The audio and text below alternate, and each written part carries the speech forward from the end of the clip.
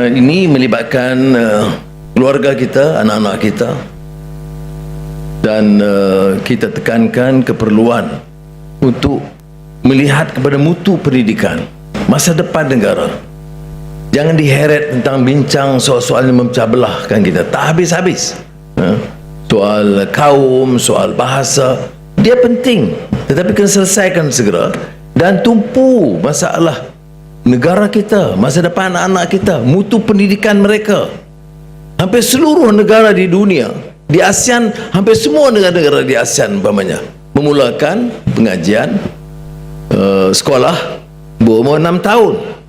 Tapi bila kita cuba lakukan pelbagai reaksi, anak dia tak boleh lagi, masih menyusu. Anak siapa menyusu sampai umur 6 tahun, saya tak tahu. Tapi yang perlu kita lakukan, yang saya tegaskan, perlu darjah 4 supaya penilaian itu awal dan boleh diperbaiki 2 tahun sebelum masuk tingkatan 1. Jadi saya harap kita terima baik, kerana yang ditekankan itu adalah mutu pendidikan.